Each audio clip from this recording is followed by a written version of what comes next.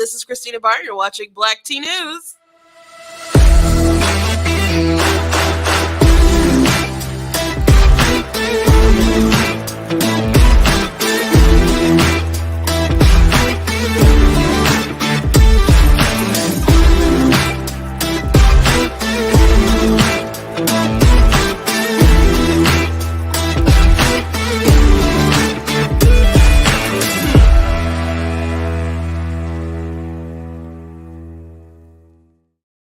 Hello. Welcome to Black Tea News. I'm your host, Christina Barr, and today we're going to be talking about the sudden passing away of Kevin Samuels and the unfortunate reactions from what is deemed Black Twitter about it. People can be so cruel on the internet. If you don't know Kevin Samuels, he's like a consultant who people would call on his show and he'd give advice, and he was very brutal about it. And so a lot of times you could say his victims were women.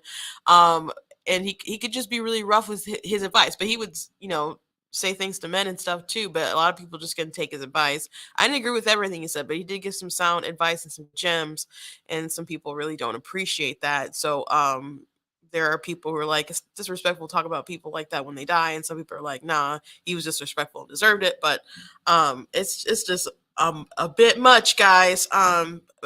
People are just awful on the internet. Also, speaking of awful people, Biden administration, they didn't really come out and talk about the leak. We've already talked about that to condemn that, and they didn't have a comment other than how unprecedented it was. But some activists also put out the places, like the addresses of the Supreme Court justices, and the Biden administration didn't just come out and totally condemn that. They were really talking about norms, and Biden was pitching norms. We're gonna get back to norms and decency and unity and all this other kind of stuff. And I knew that was a lie. And maybe some gullible suckers out there thought that was him being honest. But that's definitely not how their administration has played things. So it's really remarkable that they can't just come out and say that's a terrible thing and these people are bad. And Jin Psaki even said we don't have an official opinion about where you protest and picket and stuff. And it's like, oh well, there are government codes about not intimidating judges and other stuff like that. So yeah, there is an official government position. It's just you want these people to be intimidated. And she even goes into this rant starts talking about, oh, we have to remember why these people are upset and passionate. And it's just really, really remarkable. Also, the White House reporter for LA Times was like, well, you know what, Black people, they're upset because they're not doing criminal justice reform and focusing on all these other issues. But guess what? You got a Black person who's about to be the press secretary, and she's a lesbian too. So he kept his diversity promise, and it's like, bruh. I don't know how to tell you this, but we care about other things. That's not enough. And so I posted that story on my Facebook, and someone was like, this is the totally the I have a Black friend administration. So I promised I would title that my title today as I went through this. So it's really remarkable how this administration just focused on all the wrong things and is just pushing narratives or hoping people are too silly to really look into things and will just believe the media as they manipulate the media. The Democrats work hand in hand to try to manipulate the masses, but hopefully that doesn't work forever, and it can't work forever as long as the economy sucks too. It'd be one thing to lie about social stuff while the economy was better, but it's not. It's really, really bad, and people can see that it's objectively bad, even if they're on the left. So Biden is in some really, really big trouble.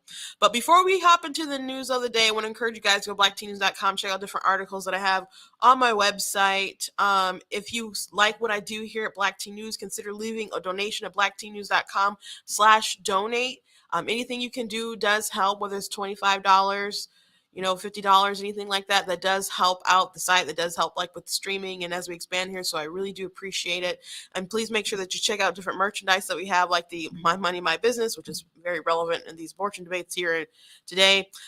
We have the You Are Not That Special, which is very relevant when I guess you're dealing with snowflakes all the time. But got the black tea mug and all kinds of goodies you guys can look at and purchase at blacktnews.com. May the 4th was, I guess 2 days ago. And that was when I was inspired actually to write this book. Slay Your Fear, How to Overcome a Spirit of Fear. I have 15 published books, if you do not know. This is my only nonfiction. This is my only nonfiction book. And I got inspired because I thought of that Yoda quote from episode uh, 3. Fear is a path to the dark side. Fear leads to hate leads to anger leads to suffering, or anger leads to hate leads to suffering. Actually, I think that was in episode 2. If I'm, or maybe 1. I don't. Maybe it was. I think Yoda didn't look as good as he did in the third one, so I don't think it was the third one. I'm not sure because he had like a different scene. He talked to Anakin in the third one. Think I'm thinking about, but anyway, I got that. I was thinking about that and reflecting on how crazy people were with COVID and how the fear was leading people to a dark place because they'd be like, "Well, stay safe," and it's like, "Okay, thanks, but I'm still gonna go to church." You're like, well, I hope I don't have to see you in the funeral home. And it's like, did you just wish death on me? Like, or speak death on my life is what we would say. Like, I rebuke you. Like people were so angry and under this guise of wanting to protect you but they were just so fearful that they felt justified in being angry toward you. So the whole book isn't exactly on COVID. It's not really, it's more expansive than that, just about fear. And if you allow fear to overtake you, people can take advantage of you. And that's not really how we're supposed to live. But it is a faith book, so it covers all sorts of fear and good kind of fear as well. So it's a good book. You guys can check it out. My stuff is on Amazon, but if you go to blacktnews.com and you hit there's a banner that'll take you to my book website, and you can check out my books on there. My mermaid book is very popular right now among all my other books. I don't have a picture of it to show you guys, but it's called The Dark Mermaid. I'm just like looking at the Kindle pages. I'm like, who's out there reading? But yeah, so check out what I got. Someone said, I'd love to see you be a guest on The View. They couldn't take it. I would love to go on there and say a thing or two to Whoopi and Sunny, because man, they have some crazy, crazy, crazy views on The View. People really wanted Whoopi to be fired after she said her comments regarding the Holocaust. And I thought they were really dumb comments. And I talked about them quite at length. And I do think ABC / Disney is a hypocritical company with who they deem that they should fire and cancel and who they should keep.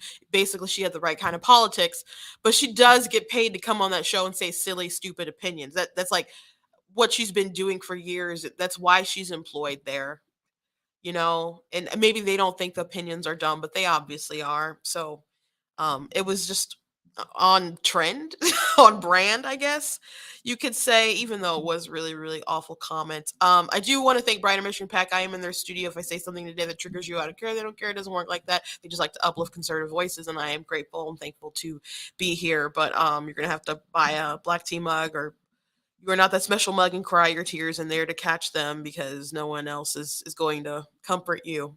So you can at least, I don't know, capture something and have a little memento of your affliction. So I do not have a funny for you guys today. I didn't have quite the time, so we're gonna just jump right into the news. First thing I want to talk about is the White House and their failure to really uphold the standard of norms that they were really saying that they were going to have if Biden was elected. Of course, Alito, we all know that Alito's opinion was leaked, and it was an official, genuine opinion. It wasn't fake, which people who recognize his writing could look at it and be like, no, this is an Alito opinion. But Roberts confirmed it. We're pretty sure it's a majority opinion. But it's not official until they actually vote on them and it's published and stuff. So, we can hope for the best that it's still going to be, overturned. Maybe we shouldn't like form all the Congo lines yet, but that's the way that it's looking, and the left is panicking, Democrats are panicking, and of course someone leaked it, and that's really, really unprecedented. Nothing like this has happened before, where the whole entire opinion was leaked. And you have Senator Warren, who was just like shaking, hysterical, voice like cracking. You have Swalwell claiming that they're going to roll back interracial marriage. Joe Biden said the other day, well, what's next? They're not going to let gay kids be in the class with your kids? And it's like, how is that happening? And keep in mind, when they say silly stuff like that, that Biden is the one who was accused by his vice president about keeping people segregated in schools. And he's just like, what if they just separate the gay kids? Mister, you voted for don't ask, don't tell. So it's really extraordinary the lengths that these people will go.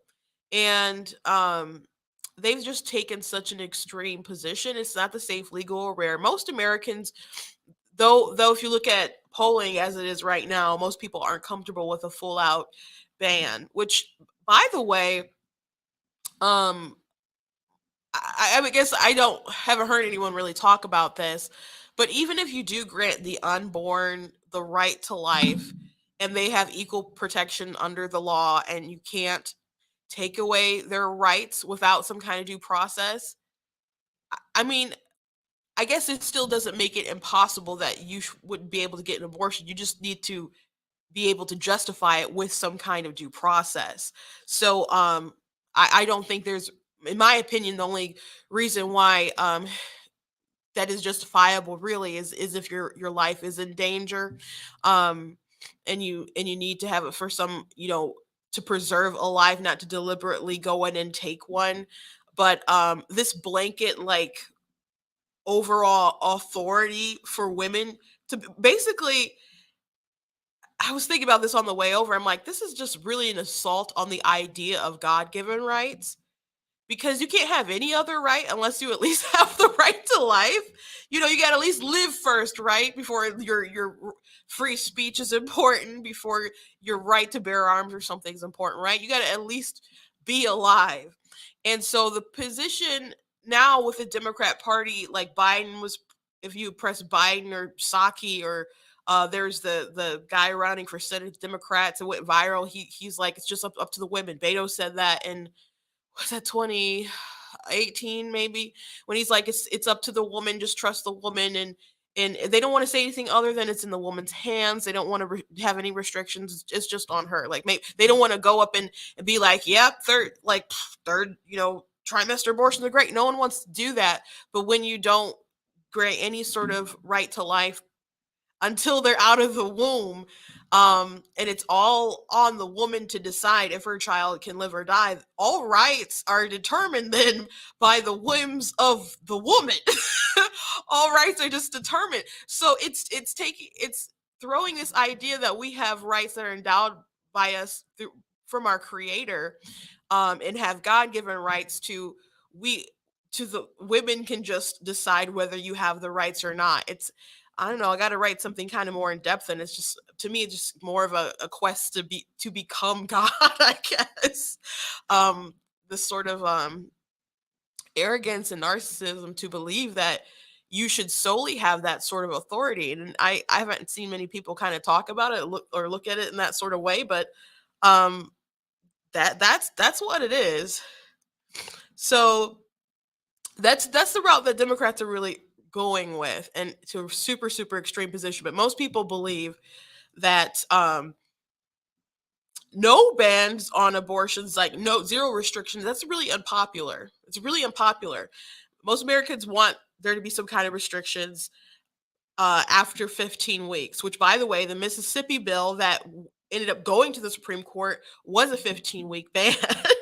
So when most people say, well, most people don't want Roe overturned, it's like, but do Americans actually know what Roe v. Wade does? Because if a majority of Americans want there to be restrictions past 15 weeks, then most Americans probably want Roe v. Wade overturned. And if you're an honest person, there's always been legal issues with Roe v. Wade. People on the left just want it because they don't want there to be restrictions on abortion, and they want this federal opinion to prohibits states from protecting the lives of the unborn. I mean, whether you consider it's a life or not is it's irrelevant. It is a life, but um, Roe v. Wade just keeps states from having the ability to protect their unborn citizens. That's what Roe v. Wade is doing. So now it will go back to the states, and it'll be a states' rights issue, just like once slavery was a states' rights issue. In my opinion, I don't really believe it should be a states' rights issue. I believe the unborn are protected under the, you know, it should be have equal treatment under the law and stuff. So I don't think their rights should be able to be taken away unless you have some kind of due process. Same for me, same for you. But we'll get there. We'll have to fight, continue the fight one debate at a time. Democrats just don't want no restrictions, though. That is the position of probably, I assume, not major across the board within the party, but that's definitely the route of the leadership. So they've been nuts the past couple of days. Top leadership, the media, folks on The View, etc., everywhere. But an activist, actually went out and leaked the addresses of Supreme Court justices, and Jen Psaki just was asked by Ducey, and she just was awful. About yesterday, so just about moving forward, these activists posted a map with the home addresses of the Supreme Court justices. Is that the kind of thing this president wants to help your side make their point? Look, I think the president's view is that there's a lot of passion, a lot of fear, a lot of sadness from many, many people across this country about what they saw in that leaked document. We obviously want people's privacy to be respected. We want people to protest peacefully if they want to protest. That is certainly what the president's view would be. So he doesn't care if they're protesting outside the Supreme Court or outside someone's private residence? I don't have an official U.S. government position on where people protest. We want it, of course, to be peaceful. And certainly the president would want people's privacy to be respected. But I think we shouldn't lose the point here. The reason people are protesting is because women across the country are worried about their fundamental rights that have been law for 50 years, their rights to make choices about their own bodies and their own health care are at risk. That's why people are protesting. They're unhappy. They're scared. So, saying that these people just have a lot of passion, which I showed a video yesterday, I think it was, of in LA. They were just, wilding out. And apparently there's stuff like that going on in Arizona. That's what people were telling me when I was in my live last night talking to folks. It's just insane. And yeah, you can say, yeah, we want all protests to be peaceful. Why can't you just condemn people who are doing disorderly conduct? Why is that hard? Because if someone on the right that they're condemning, they have very strong language. As a matter of fact, Biden said the MAGA crowd is the most extreme political group. Maybe he said in American history. It was very hyperbole.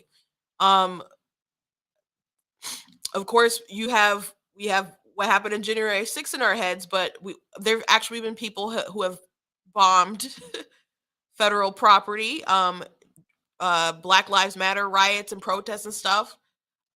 People have died. There's property damage. The repercussions of that sort of narrative has actually led to more crime and people dying, less policing, people being less safe in their own communities. What about the KKK? Maybe he doesn't want to condemn the KKK. I don't know. But to think that the MAGA crowd is the most dangerous political group, like that's crazy. So they can have some very strong language when they don't agree with people, but they can't say, hey, yes, it's very bad to anyone who is not peacefully protesting will be prosecuted to the fullest extent of the law. But they can't promise that, and they don't want to promise that. They have Kamala Harris, who retweeted a group that pays for people's bail in the height of people rioting in like 2020. And that group, they don't care what you're accused of, the Minnesota Freedom Fund, they just don't like cash bail. So they'll pay whoever you get out. As a matter of fact, I think there was 2 occasions of people that they bailed out and someone else ended up murdered. If I'm not mistaken, it at least happened one time. And I don't think Kamala Harris had any sort of comment. But it wasn't just her. It was Steve Carell. It was Harry Styles and a bunch of other people who helped to push this. Can you imagine what would happen? Like, people always talk about how can we prevent abortions rather than just banning them outright, which a ban would do a lot to do that. But people, just don't want to do that. So they don't want to deal with the reality of that would actually like save millions of lives, but whatever. But can you imagine like if Kamala Harris and Steve Carell and Harry Styles and all these folks like retweeted out pregnancy crisis centers and tweeted out, hey, please help these organizations. They give women diapers. They help them when they need to complete their GED or other stuff like that. And depending where you are, you could be very, very outnumbered with pregnancy crisis centers compared to like abortion clinics or Planned Parenthoods or whatever. There's a lot of folks out there who want to help women. Can you imagine what would happen if the vice president or other celebrities like that really, really, really pushed and used their platform to help organizations that want to help women get through that type of situation? But it's funny, that's not what they do. It's funny that they want to do that when people are like, yeah, let's burn this thing to the ground. It's curious where their priorities are. So Jen Psaki's like, well, people are passionate, and we don't want to lose a plot. These people are upset. You have to look at why they're upset. You, people can be upset about a lot of different reasons. Jen, she's so awful.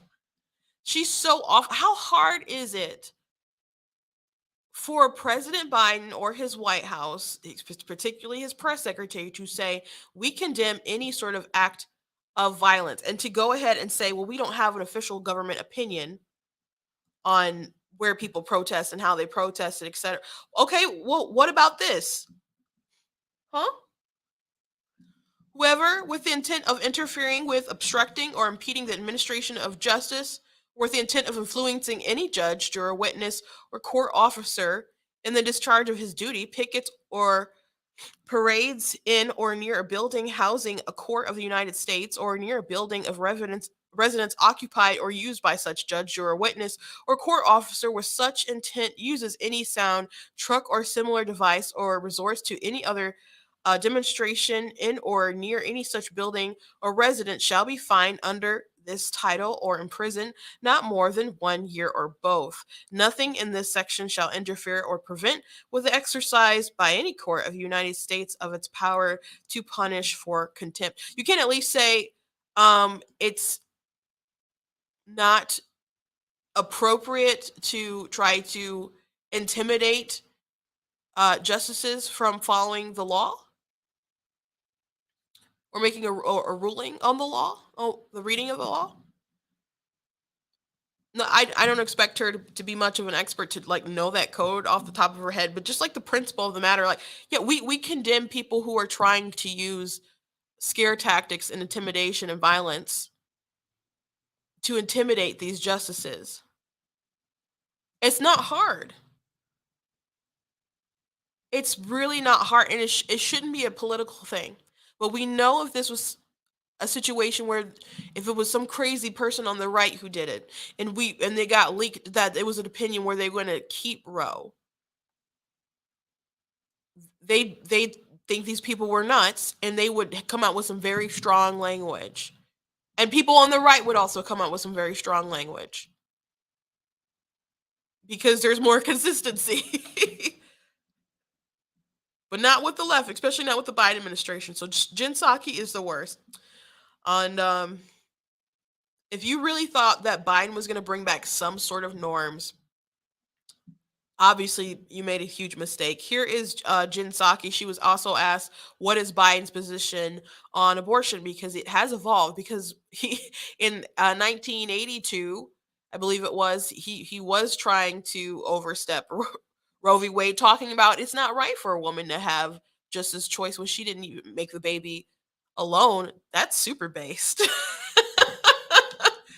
So his opinion has evolved, and as far as like stopping funding from abortion and stuff, and now he's trying to appeal the Hyde Amendment. He doesn't like it, and you have the governor of New York saying, "Hey, we need federal funding so we can help become a abortion haven." to the sort of conversations that people have, I'm just like, sometimes you read the Bible and you're like, man, how could things get so bad that God would just want to wipe out a town or something, or like flood the planet? But it's if you read it, it's like in Genesis, especially with the flood, it's like people loved violence. Their every thought was like evil, and the people were corrupted. The earth was corrupted, and I don't know what all exactly back then what all that means and stuff, but I'm just like, there's some pretty wicked vile stuff going on today, man. That's just too amazingly horrifying for words. But here's Jinsaki trying to not answer the question, but by not answering, she pretty much answers the His question. position on choice has evolved over time, so just checking for his official position. Does he support any limits on abortion right now? Peter, the president has talked about his position many times. He supports the right of a woman to make choices about her own body with her doctor. But I know that one of the Democrats that he endorsed and who won their primary this week, Tim Ryan, said yesterday that he does not support any limits on abortion. Is that where the president's thinking is now? The president has stated his view many times. So does the president support abortion up until the moment of birth? The president has spoken about this many times, Peter, and I would refer you to his own comments about abortion and a woman's right to choose and make decisions about her body with her doctor, which is what any of those women would do. Go ahead. So, I guess, no, the answer is no. Biden isn't for any restrictions. He believes it should be up to the woman. And she said, well, his comments have made it very clear. Well, as Peter notes, he's evolved on positions over time, and I've seen other interviews where in the questions in the press room where they asked like, does Joe Biden, believe the unborn have rights, and she'll like dodge and say, if you mean to say that Joe Biden believes that a woman has a choice to make decisions over her body, then yeah, that's what that he believes, or something like that. Like they don't want to nail down and have like a real conversation and grant any sort of moral consideration for the unborn when they have these conversations. But obviously it's true that they're now at this point where there's no restrictions. Now, do I believe that Joe in his heart of hearts, like, is really for that? Must he be conflicted with his Catholic faith if he's still considers himself so? I Catholic guilt can be a pretty powerful thing, I hear and see. Um, Maybe, but what does it matter when you are letting all these people speak over you, and you go out there and lie for all these kind of crazy convoluted reasons, and then he goes out there and tries to like use religion in a pro-choice sort of manner, saying, well, like, well, religion tells us it's more of a question because people believe different things, and it's like, okay, well, let's talk about the science. Like, it's a life at conception. That's obviously our origin. Christopher Hitchens, who's a very famous atheist, said that feminists have a contempt for science because obviously life begins at conception. There's no other point of where it can begin. Um, and so, if it is a life, why wouldn't you acknowledge that it has the right to life? And again, I think this is really an attack on the whole concept of God-given rights. And because you can't have any rights unless you at least have the right to life. And if you're saying we don't inherently have that just for coming into existence and being human, that we don't have those things until we are born, and there is no protection from the unborn, it all hinges on whether or not a woman wants you. Because it's not about viability, it's not about sentience, it's not about all these arbitrary lines that people paint. At the end of the day, it's really about wantedness. So you don't have any rights granted you by any sort of, and you don't have to necessarily believe in God to call them God-given rights, but it's just all up to the woman to decide. This is such a perversion of what the founders wanted, such a perversion of um any sort of, I don't know, theological worldview. It's such a perversion of nature. it's just the continuous chasing of a god complex and rebellion, I think. And so are like a lot of policies and things that are really pushed on the left today, like the White House saying like, hey, if you love your kids and they're you know, trans, and the best way to do something is to affirm their identity, and if you got to chop off little Johnny's penis to do it, by golly, that's how you love him. Or you could talk to little Johnny and you know, let Johnny know if Johnny wants to play with whatever, that's fine. But Johnny's still a boy. You can acknowledge that.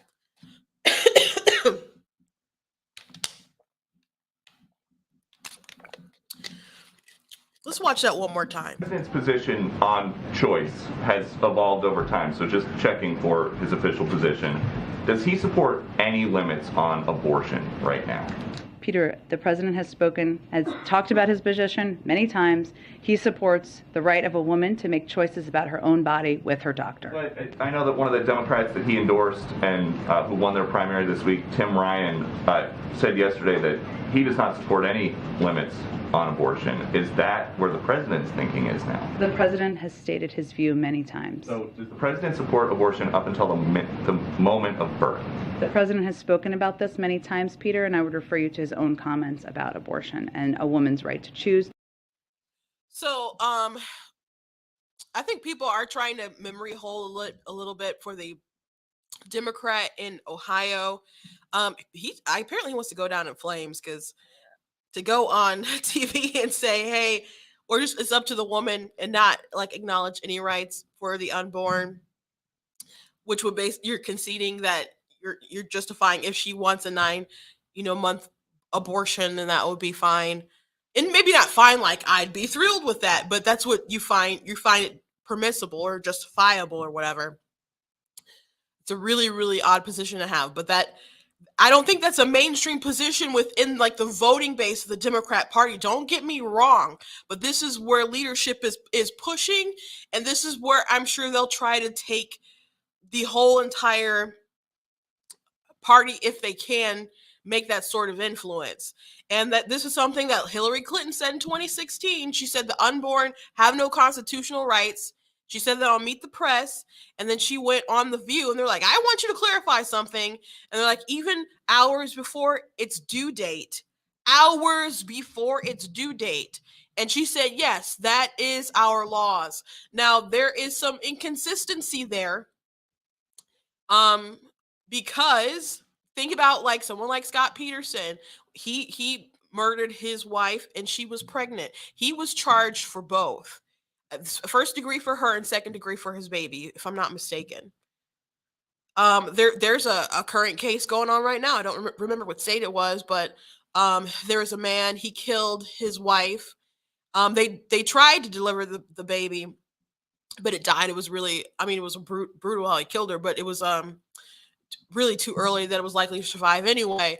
So he's being charged not only for murder for her and the baby, but he's being charged because it was two people in that sort of crime. He's being charged like capital offenses, could get the death penalty. So and there's another case where a woman, she was shot and she survived, but her twins were killed in the womb. And so I don't know if they caught the attacker, but the police were investigating for double homicide. So we instinctively, don't we believe that those people should be charged for those crimes? Yeah, but why should they if you don't believe that there's any sort of right for them, especially right to life? If they are meaningless clumps of cells, which no one, if you just think about it, believes that. No one believes that. You can try to convince yourself all you want, but that's why Whoopi Goldberg the other day got so mad on The View, and she's like, abortions aren't easy. It's a hard thing. And no one is acknowledging that it's not a hard decision to come to. But that's a little knock on your conscience, just saying, hey, this is wrong. And you can say, well, I made the right decision for me at the time. You don't have omniscience. That's you trying to play God again. You don't have that sort of omniscience to know whether you did or didn't make the right decision, and you know whether you could have survived in a different way, how that child would have positively impacted your life. Especially, there's so many people who undervalue the power of being responsible for someone else, for giving to someone else, to loving someone else. There's very profound power in that, and not just living for yourself, your own dreams and your own ambitions. But we're in an attack. We're attacking those things today.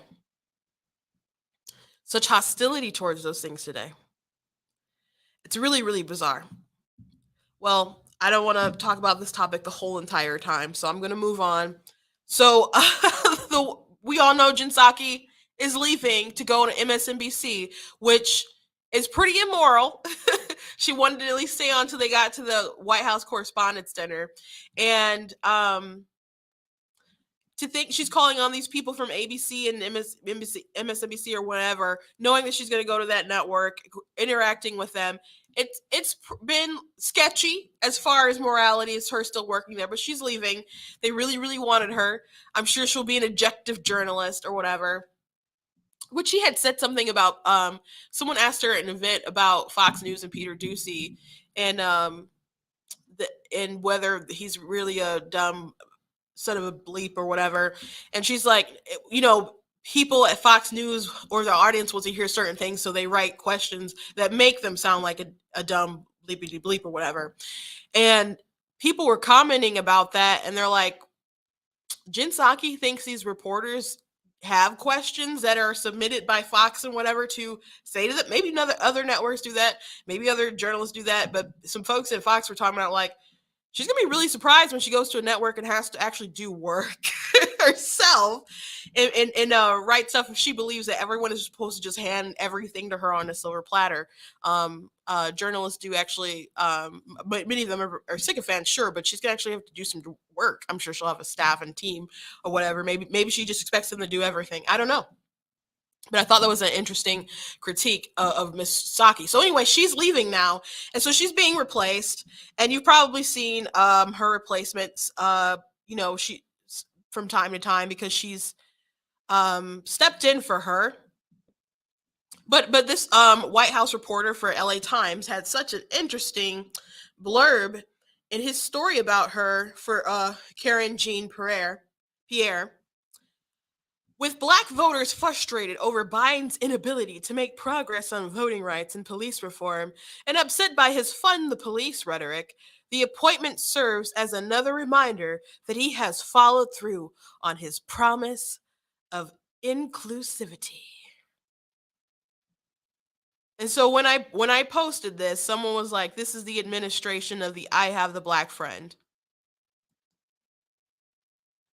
Trying so hard to just point and say, "Look what I did here. I got myself a Negro." And hope that that's what everyone draws attention to. Now, this is what this reporter has said, and it's just so far removed from reality. I did read his article, and it doesn't have any sort of substance other than the announcement and pointing out she's going to be the first Black lesbian in this position, and it's historic and bold and beautiful and blah blah blah blah blah. As far as his comments though about Black voters are upset about voting rights, police reform, and the fund the police rhetoric, that's crazy. But you know what? LA Times had some really crazy headlines. Like, remember like the Larry Elder versus Gavin Newsom race? And they were like saying stuff like he's a voice of white supremacy and all kinds of nonsense. Had tweets point, I think it was the LA Times where there was like they had a headline about an attack or something, and it made it seem like Larry Elder was slapping someone just because he had like a hand out and her face was kind of like there, but I don't remember if he was waving or what, but obviously not slapping someone in the face. They also, I think it was the LA Times, if I'm not mistaken, had the article about someone who had from the GOP who died of COVID, and basically why we shouldn't mourn people like them, and we should mock and scorn them. So LA Times has had some pretty crazy headlines, but this is everything about this is wrong. First of all, we haven't lost any voting rights. And by the way, the ladies on The View said something about we're losing everything. We're losing our voting rights. I'm like, how? Why? Because someone can't hand you a chimichanga in the line like 10 feet from the polling area to say, hey, vote for my candidate. Would you like some tacos? Like, because you can't do that. Like, you feel like you're losing voting rights. Like, come on. Because you can't have your special drop boxes that were invented like for the last election, or there's less of them or more security around them. That sounds a little crazy to me. We can all still clearly vote, and people complain about we're losing our voting rights in an age where more people vote more than ever. Now, if we don't have a massive mail-in system by 2024 or 2022, which I guess unless they have another round of COVID or whatever and shut everything down again, doesn't seem like we will have the mail-in voting in mass like we had before, but we'll have to wait and see. You're not going to have as many people who voted in 2020 as you will in 2022. And obviously, midterms people don't vote as much, or in 2024. So, but they'll probably still have rhetoric like, oh, because they suppressed voting, that's less people have voted. When it's, no, you guys just made it really easy for low information voters to just sit in their ballots without much effort. And that's why they like it. That's why they like it. They feel it gives them an advantage. So the voting rights thing is stupid.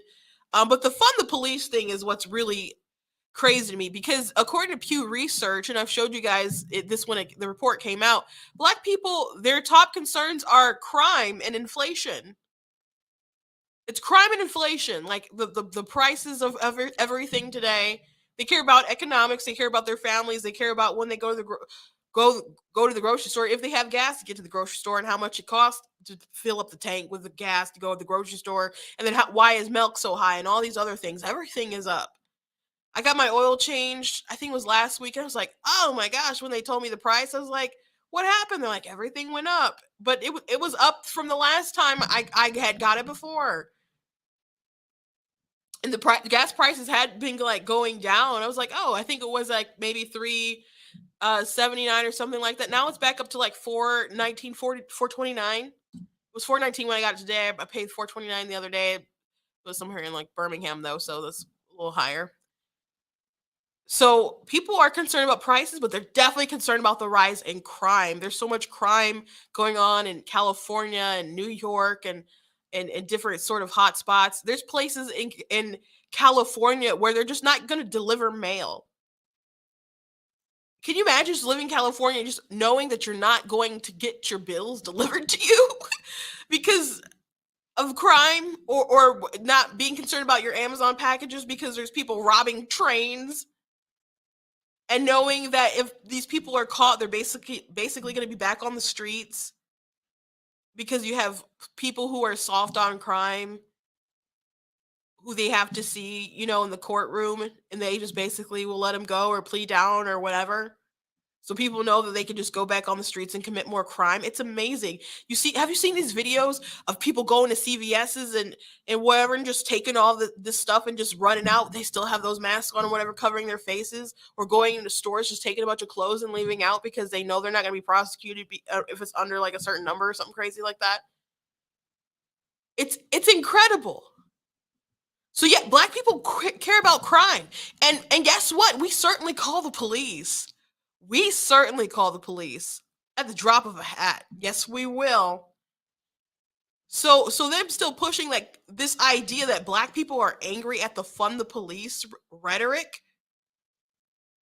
And FYI, Biden was one of these defund the police people. Like, he wasn't out sort of like yelling it from the rooftops like some of these activists or whatever that you see in Squad folks or whatever, but he was on there's just now this video, and there was an interview, and someone said, are you open to defunding the police? And it was something he didn't want to probably answer, but he said yes, because his instinct is just to pander. And so they're turning around and pretending like that never happened, but there's still the video, guys.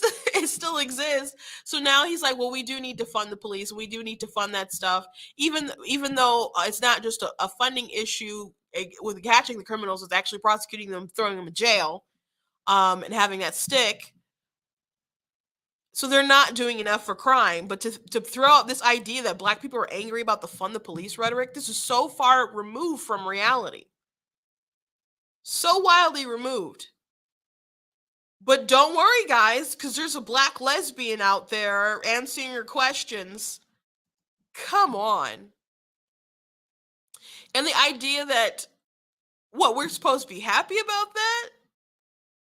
That's supposed to make us happy enough that that's supposed to get up us in the morning like, oh my gosh, don't know how I'm going to pay my bills today, but at least she's black. That's crazy. So this is such a dumb headline. It's not a good article either. It's just, like, and this blurb is actually in the article, but most of it's just like Jen Psaki stepping down. It's historic. There's a black lesbian, and it was an emotional day and great and stuff. And they're like, she's talented, blah blah blah.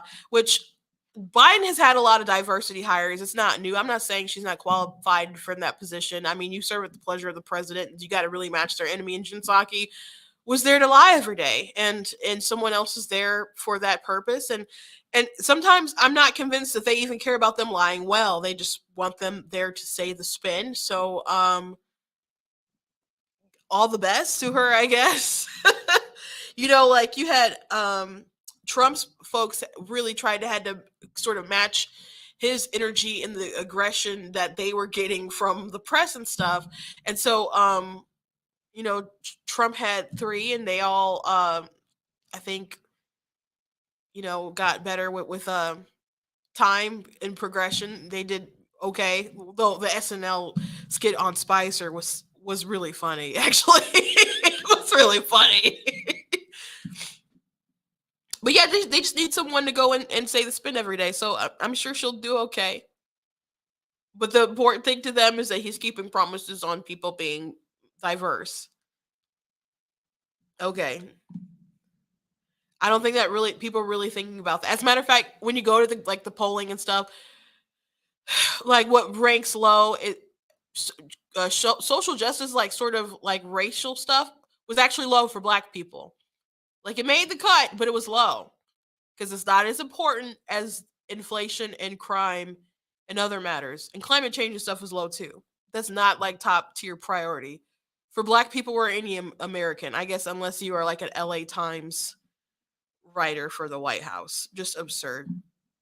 Okay, last thing I want to talk about before I go is Kevin Samuels passed away. Kevin Samuels, if you don't know Kevin Samuels, he's a black man who's a consultant, and he'd have women and men call a show for different sort of advice, but it was mainly like relationship advice. And you have all these women who'd have all these lists of sort of things that they'd want in a man, and they're like, "Oh, I want to make a lot of money. I want him to be ambitious and blah blah blah." And then he'd be like, sweetheart, you are short, fat, you got 4 kids, are divorced twice, or never married, or something like that, and would check people, try to really throw reality at them. So a lot of people really, really dislike Kevin Samuels, and people are really, really, really cruel right now.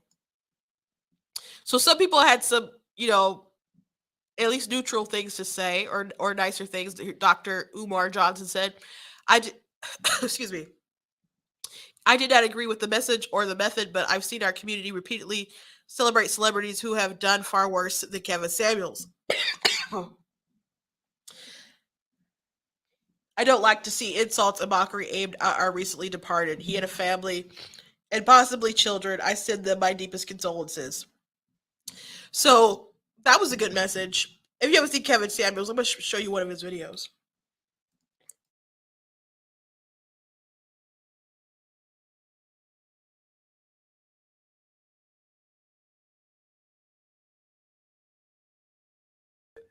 You work very hard, so you should get the outcomes. See, if hard work was all that required, then we would almost be guaranteed. Hard work gets you a ticket to the dance. It doesn't guarantee you the top spot. How many? Who lost the Super Bowl, guys? The Kansas City Chiefs. Can you say they worked hard this year? Very hard. Number 2. Men don't worry about fairness. We worry about winning. And to the victor go the spoils. Just like, you know what? How many times you've gotten to a club into VIP for free when some ugly chicks had to pay full price? Is that my fault? No. I've asked how many times it happened before you go down that path. I mean, plenty of times in Miami. Exactly, but that's not fair, is it? Well, please don't forget I'm not from here. But that's not the point, ma'am. That's not fair, is it? I also don't care about those things. But so you only care about fairness when it doesn't benefit you. I just don't go to clubs that often. But that's not the point. I asked you, how many times you've gone to a club where you got in for free where ugly chicks or less attractive chicks had to pay? And you know that's happened. You didn't say, I'm still, excuse me, sir. Even though I'm attractive, I demand that you charge me full price. That's fair, right? Okay, so because I fair? Into places and get that fair? That means that I should get fair. Before we go that, I'll answer your question if you at least answer mine. Is that fair? Life isn't fair. Well, if that's the case, you accept it in the sexual marketplace too. It doesn't mean I have to accept other people's bullshit. No. Well, see, the thing is, ma'am, see what you've proven, like many feminists and many women, you're okay with the double standards that benefit you.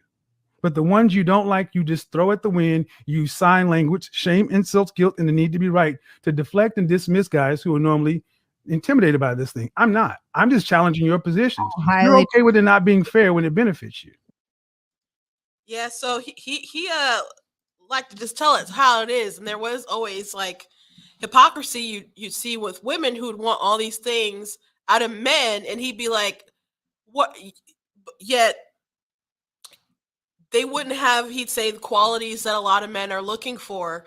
He said, "What's important for men is a woman to be kind, cooperative, nurturing. Qualities that they're going to want when they build a family." And if that woman sort of isn't matching that sort of energy, they're not going to get some kind of high value man. So that was kind of the stuff that he was saying to people, and they just really, really didn't like it. I didn't always agree with Kevin Samuels myself. Yeah, someone said some females couldn't stand him. Oh, it was more than some. I got some more comments, man. So there was one comment that was this thread I found that was good. And this woman said Kevin Samuels was one of the reasons that motivated me to lose weight and start my health journey.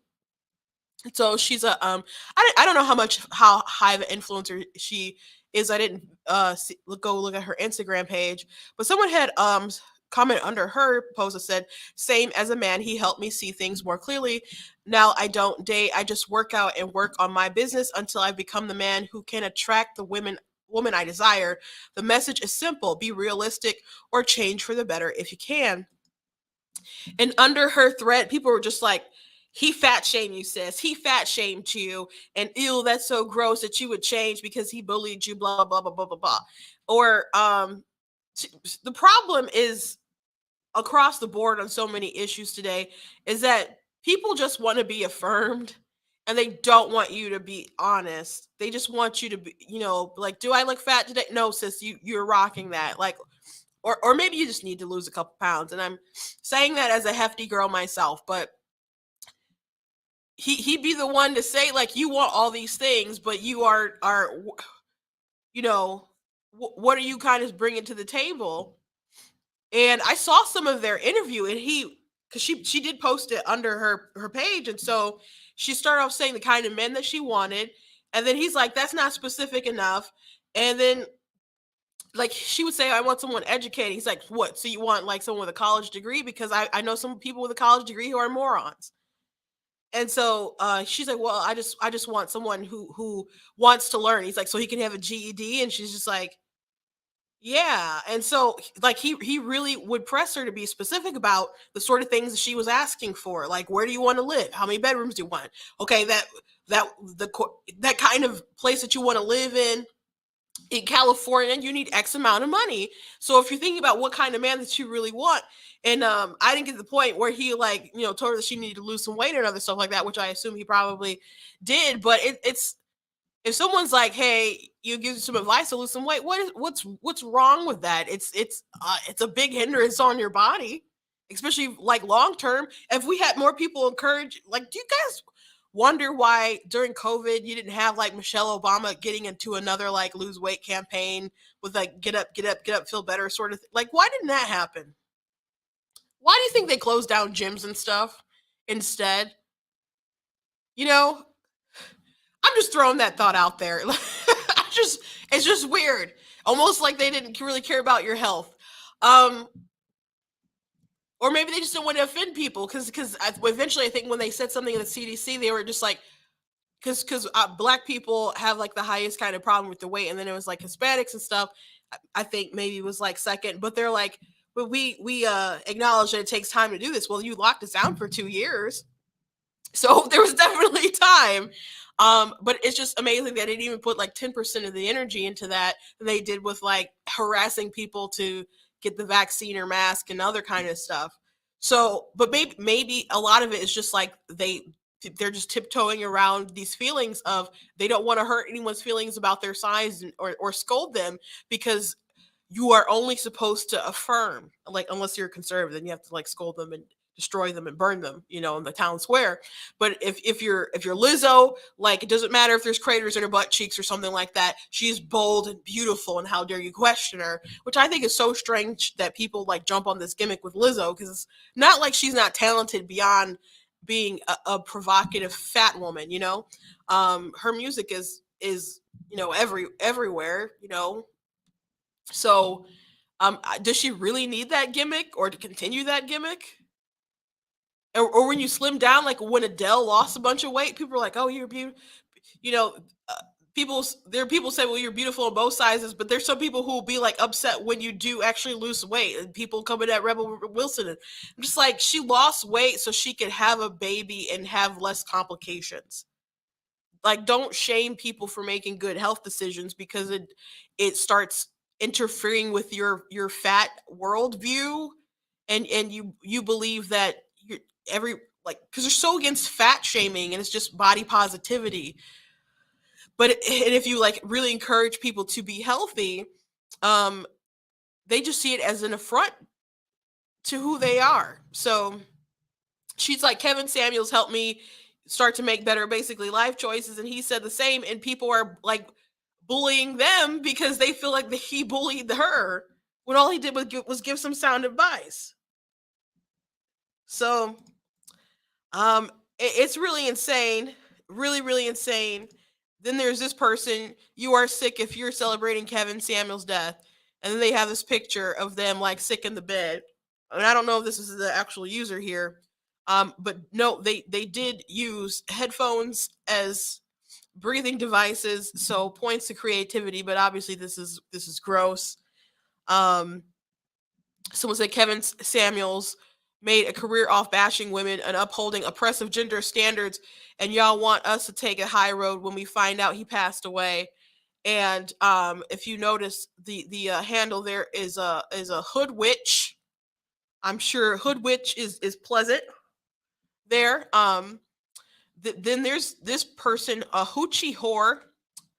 All I can say about Kevin Samuels is if you want to spend your time disrespecting people in life, don't be surprised at the people disrespecting you in death. No matter how cruel it may be, the legacy you leave behind will be known. The fruit you bore while you were here. And that's some advice from Hoochie Whore. And he goes on and says some awful other stuff, and he uses the N-word and other stuff like that. So I'm not going to read it all, but I thought I would just post if you guys want to pause and read the advice and the sage words from Hoochie Whore. You can go ahead and do that. But this is the kind of stuff that's on what's considered Black Twitter right now.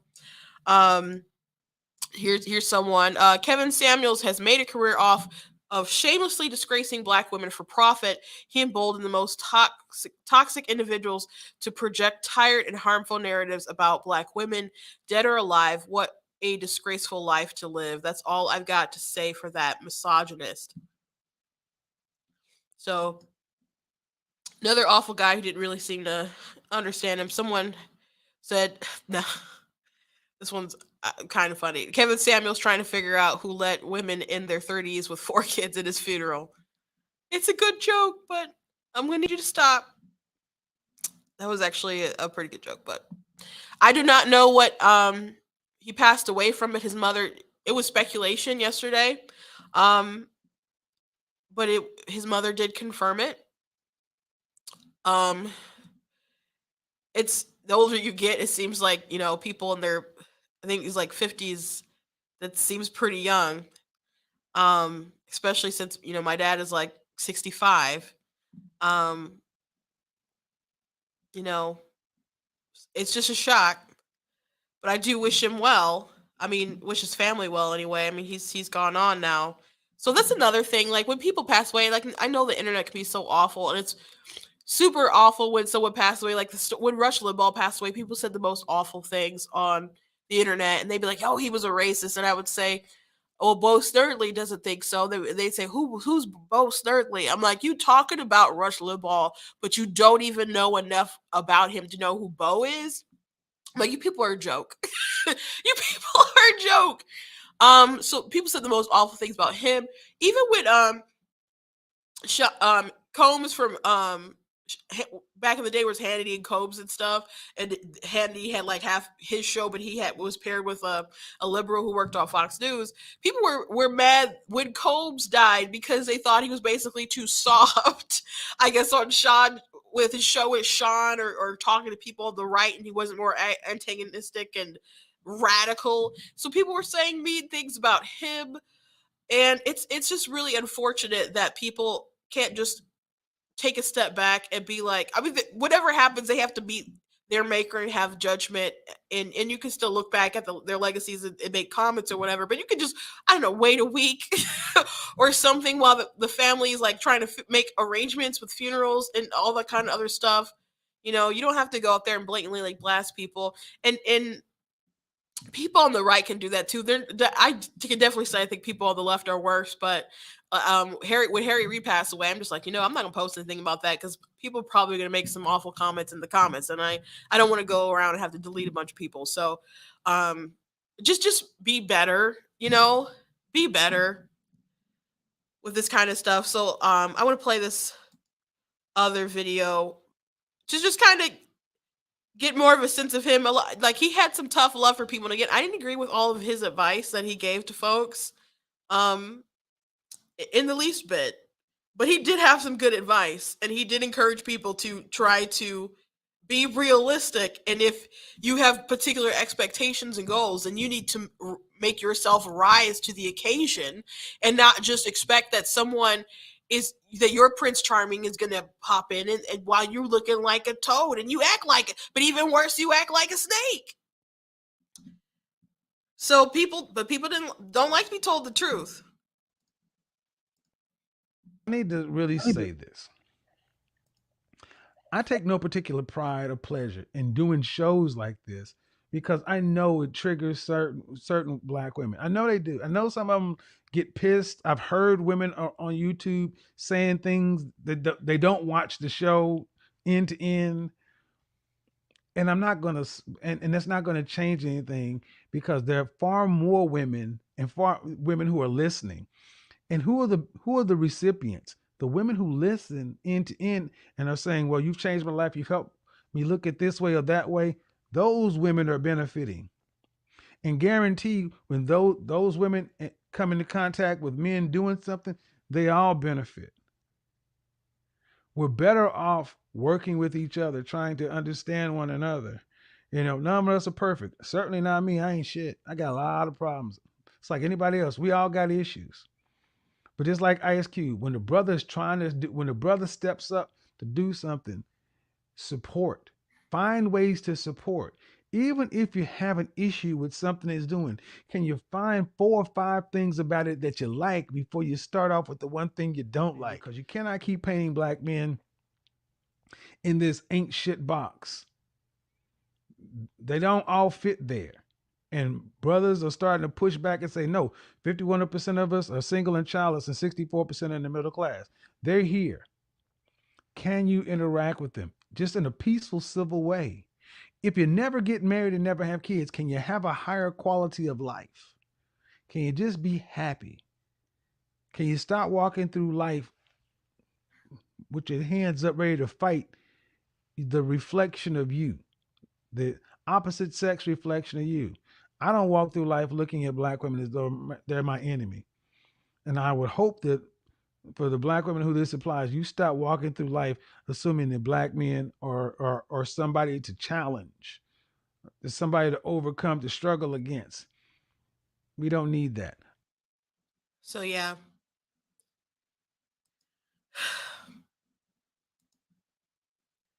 Gone too soon.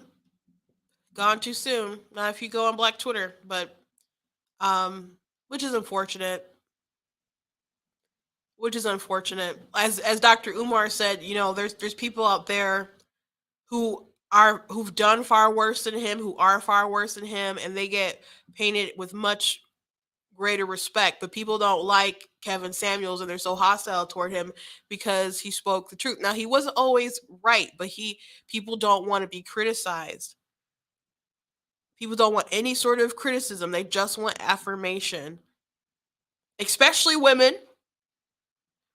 Especially women, and women want these beta males to come in and just affirm them.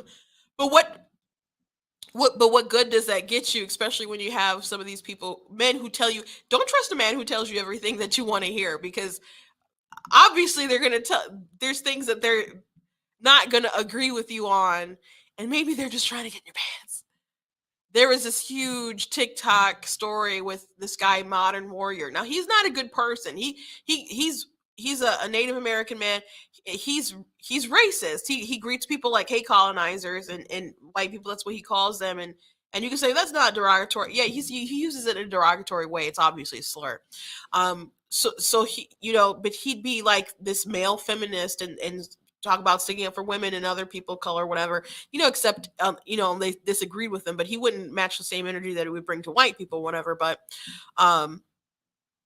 there was this one person who was this big leftist woman named Chelsea Hart, and she was into Lance, and they were chit-chatting and stuff, and so she ended up flying herself out there, paper home ticket, red flag, red flag. So she went out there, and she thought they were in a relationship with just the two of them for some reason, and she shared texts that they had, and I didn't get that impression. That he even asked about, like, what do you think about, like, multiple partners, or not having just kind of a single kind of stuff, and like sent her maybe I think it was a video or a documentary or something on it, and she's like, I'm not into that. And then she had said, well, she expected that he respected her feelings about it, and I'm like, that ain't enough, bruh. It just kind of seemed like she was reading into a lot of things in her head from stuff that she said and stuff that she put out there. And anyway, she had sex with him, and for whatever reason allowed him to not wear a condom. And then she found out through like a TikTok video that after they had sex, he went in and was with another girl, like on a different date. So he was with a couple different women, and women who would fly themselves out there, red flag, and apparently would sleep with him without him wearing a condom. I don't know why women allow dudes to do that, but they do.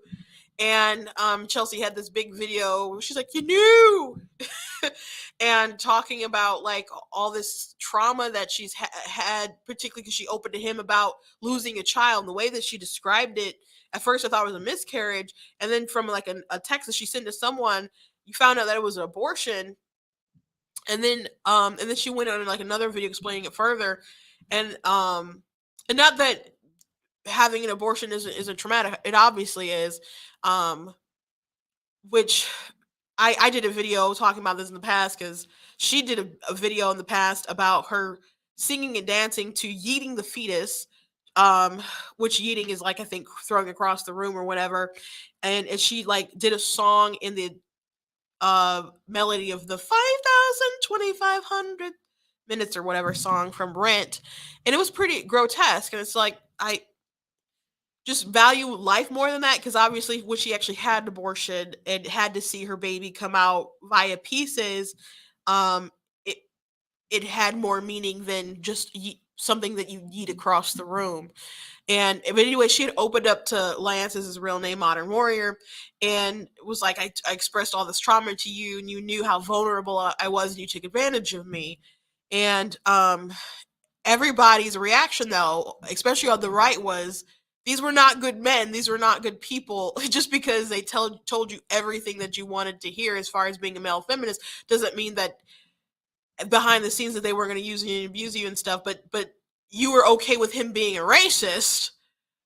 But you just, but he was a feminist or whatever, or affirmed your like a feminist worldview, and you just were able to shrug off the rest of the stuff and not have any red flags about how you treated other people. So don't trust these beta males who would just tell you everything that you want to hear, because men aren't like that.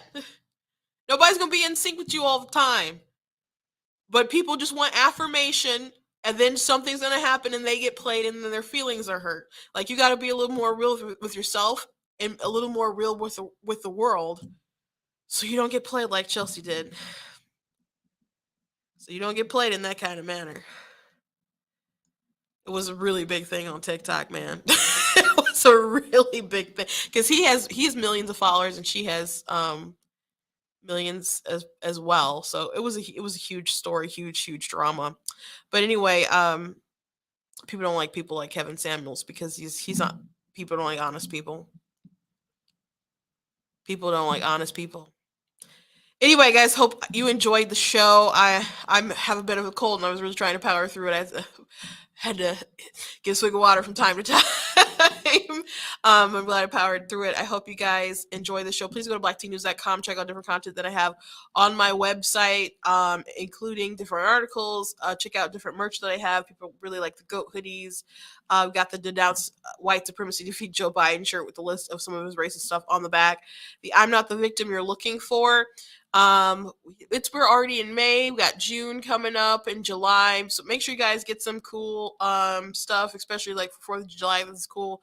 The Constitution is a Glorious Liberty document because people really are trying to destroy 4th of July and bring all this racial division to it. But like, bro, that's not how people like Frederick Douglass and stuff actually felt. So make sure you guys check out stuff on the website, including different books and stuff that I have. If you can find me on Amazon, find my stuff on there. But excuse me, if you go to Black Tea News and go to merchandise, there's a banner that will take you to my book website. So you can check out that kind of stuff as well. If you also would like to support blacktnews.com, well, first of all, you can make sure that you're following me across Instagram, YouTube, TikTok, Twitter. All my handles are at Black Tea News. The only one that is different is my Twitter. That one is at True Black Tea, and it's black like the color, tea like the drink. So you guys can follow me across there. If you're watching on YouTube and Facebook, all the in the description there is links to everything where I'm at. So you go ahead and follow me across those different platforms. And if you would like to donate to blacktnews.com, you guys can do that. Anything you can do, I'd really appreciate. I will see you Monday, hopefully well rested and healed. God bless you guys.